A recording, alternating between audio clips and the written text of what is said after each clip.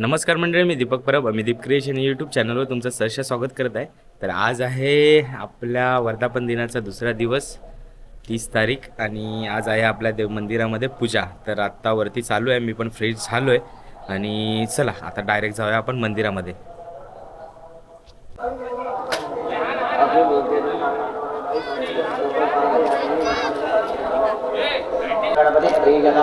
जाऊयावरती.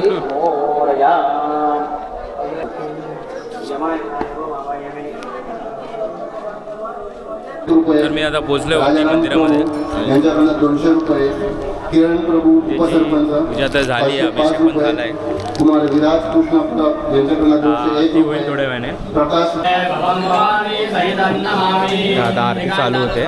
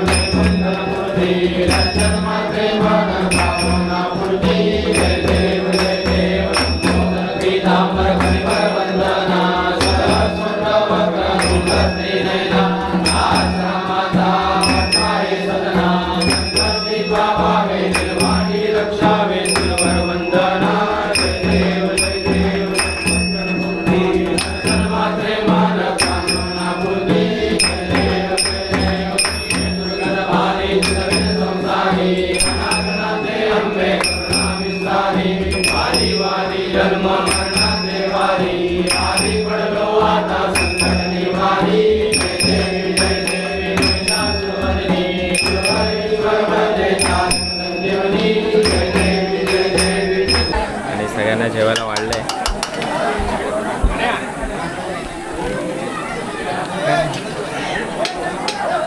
हे लोणचा जरा हे लोणचा वाढले.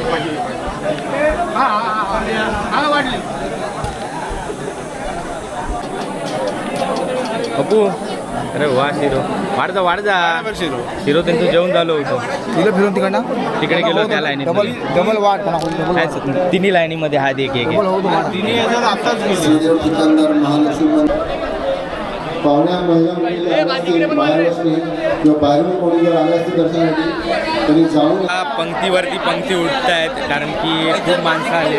आज 30 पूजा आहे आणि महाप्रसाद हा मोठा असतो, सगळ्या गावातनं माणसं येतात. समोर तुम्ही बघू शकता आता महिलांच्याच 3 पंक्ती उठल्या आहेत. मला जास्त शूट करायला मिळत नाही, कारण की इकडे कामं पण खूप आहेत. तर हे बघा, आमचं प्राधान्य देतात जास्त करून पहिला महिलांना. अजून पुरुष मंडळी जेवायची बाकी आहे. आणि आपल्या इकडे काउंटर पण चालू आहे.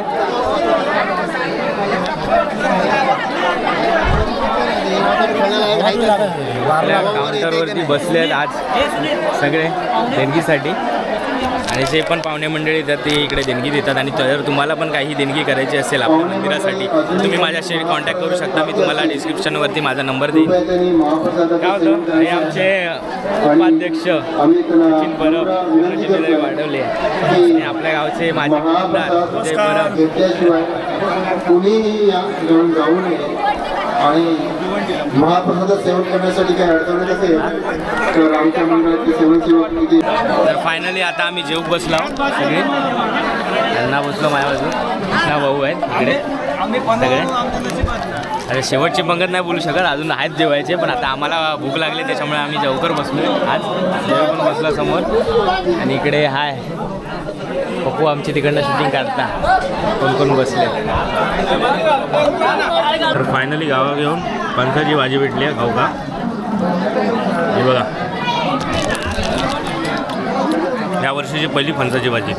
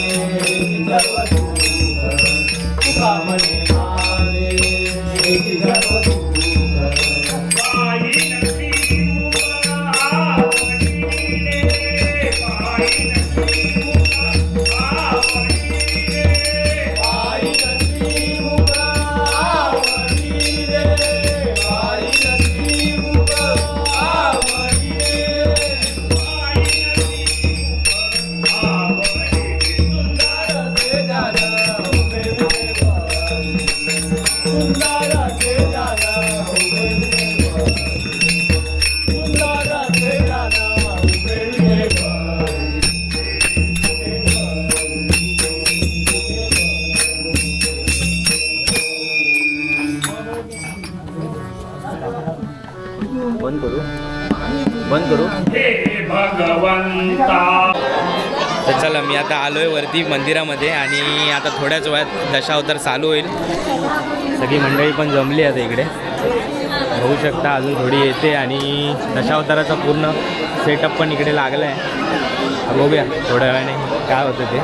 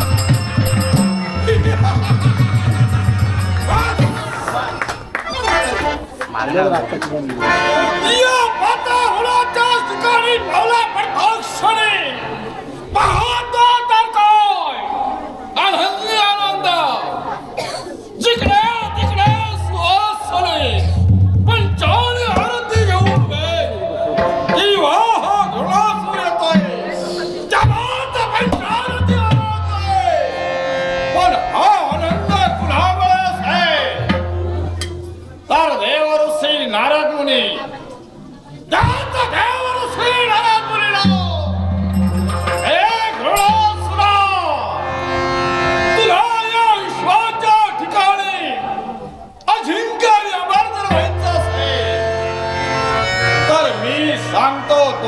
मार्ग तुला करावा लागेल आणि तोच मार्ग कोणताच आहे तर ब्रह्मदेवतांची भक्ती करून भगवंता वरदान प्राप्त करून घ्यावं एवढाच नव्हे तर माझा बंधू ताम्रासूर त्यालाही भक्ती करण्यासाठी आम्ही पाठविलंय पण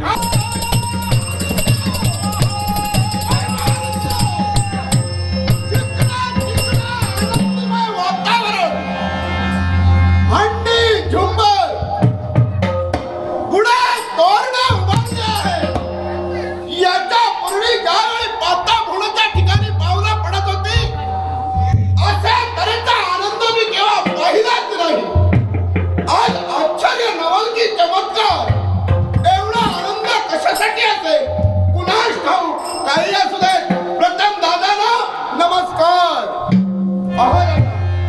दादा कोण ताम्रासूर आपला कनिष्ठ भ्राता ताम्रासूर नमस्कार शुभारी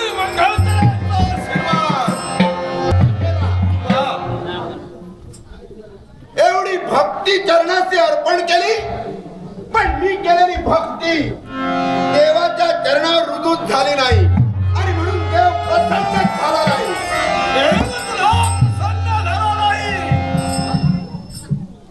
मग पुढे काय केलंय काय करणार मनानं ठरविलं एवढी भक्ती करून जर भोलेनाथ प्रसन्न होत नसतील तर या क्षणापासून जिवंत राहायचं नाही म्हणून शस्त्र हाती घेतलं आणि मी माझं वाणी मस्तक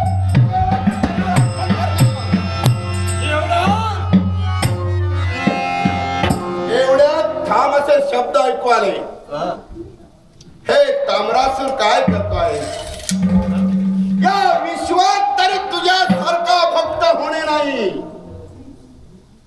चल नेत्र उघडून पाहतो तर काय सगुण स्वरूप माझ्या समोर उभं देव प्रसन्न झाला देवानं मला कसोटीच्या कड्यावर उभं केलं होतं माझी कसोटी घातली आणि त्याच कसोटीला मी परिपूर्ण झालो त्याकडे दर्शन दिलं म्हणजे देव तुला प्रसन्न झालाय मग या विश्वात आम्हाला कोणी हरवू शकणार नाही मी अजिंक्य झालोय त्याच्या प्रमाणात तूही अजिंक्य झालोय मग ऐक आता इथं वेळ लावण्याची गरज नाहीये याच्यासाठी आपण प्रथम स्वर्गावर स्वारी करू देवतांना विजयी प्राप्त करू देण्यासाठी दादा तुमचं म्हणणं अगदी तंत बरोबर आहे ती मात्र शंकाच नाही स्वर्गावर स्वारी करूया स्वर्ग जर एकदा हस्तगत झाला तर आमच्या सारखे भाग्यवान आम्ही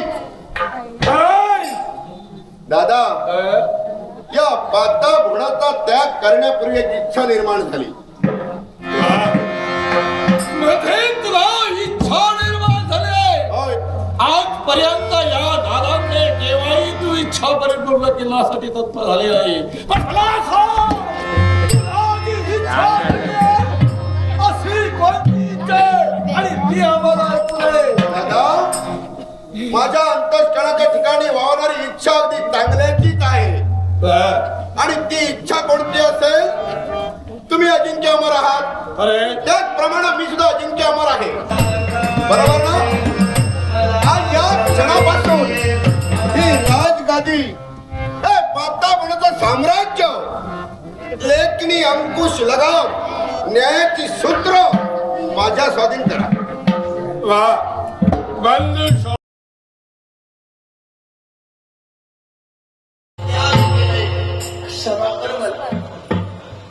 पंजा